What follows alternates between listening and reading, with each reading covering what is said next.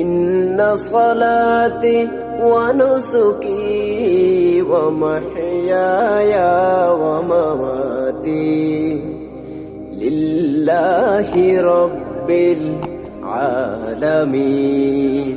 দুনিয়াতে আল্লাহ তাআলা এমন কোন নবী প্রেরণ করেননি যেই নবী ছাগল চড়াইলেন, যেই নবী ছাগল চড়াইলেন এমন কোন নবী আল্লাহ তাআলা প্রেরণ করেন নাই। রাসূল যে ব্যবসা করেছেন এটা বোঝানোর জন্য বলছি। সাহাবারা জিজ্ঞেস করলেন, ইয়া রাসূলুল্লাহ, আপনিও কি ছাগল চড়িয়েছেন? নবী সাল্লাল্লাহু আলাইহি ওয়াসাল্লাম বললেন, হ্যাঁ, আমি ছাগল চড়িয়েছি মক্কার কয়েকটি কিরাতের বিনিময়ে আমি মক্কাবাসীদের ছাগল চড়াতাম। সুবহানাল্লাহ।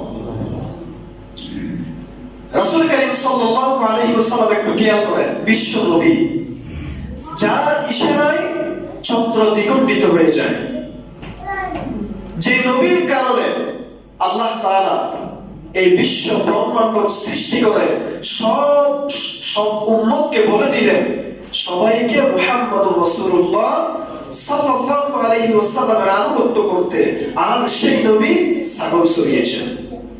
আবু হুরায়রা রাদিয়াল্লাহু আনহু বর্ণনা করেন, তিনি বলেন আল্লাহর নবী ইরশাদ করেছেন, ক্বালা মা বা'আসাল্লাহু নাবিয়্যান ইল্লা রা'আল গনাম ফাকালা আসহাবুহু ওয়া আনতা ফাকালা না'ম কুনতু আরআহা আলা qararit li ahli মাক্কাহ। বুখারী 2262, ইবনে মাজাহ 2149 নম্বর হাদিস।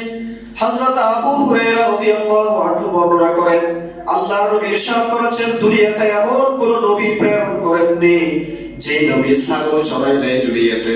অর্থাৎ শুধুমাত্র আল্লাহর নবী যে ছাগল চড়িয়েছেন তা না, আদম আলাইহিস সালাম থেকে শুরু করে মুহাম্মদুর রাসূলুল্লাহ সাল্লাল্লাহু আলাইহি ওয়াসাল্লাম পর্যন্ত যত নবী রাসূল পাঠিয়েছেন সব নবী রাসূল ছাগল চড়িয়েছেন। সাহাবারা জিজ্ঞেস করলেন, ইয়া রাসূলুল্লাহ, ফাকালা আসহাবুহু ওয়া আনতা, ইয়া রাসূলুল্লাহ, আপনি কি ছাগল চড়িয়েছেন?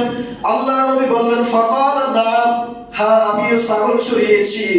কুনতু আরআহা আলা qararit li ahli মাক্কাহ, আমি মক্কাবাসীদের ছাগল চড়াতাম কয়েক কিরাতের বিনিময়ে। তাহলে বোঝা যায় ইসলামের মধ্যে কোন কাজ বড় ছোট করে দেখার সুযোগ নেই। হালাল পন্থায় যে কোনো কাজ আপনি সম্মানের সহিত করবেন। কেউ যদি হারাম টাকা ইনকাম করে কোটি কোটি টাকা ইনকাম করলেও আল্লাহর কাছে ওই টাকাগুলো কোনো কাজে আসবে না। তার দেহ, সমস্ত দেহ, তাই সে যা কিছু করবে সব কিছু হারামে ভরপুর। কিন্তু ছাগল চড়ানোর মাধ্যমে একটা টাকা যদি ইনকাম করতে পারে, সেই একটা টাকা যদি হালাল হয়, আল্লাহর কাছে সে ব্যক্তি কবুল হয়ে যাবে। সুবহানাল্লাহ।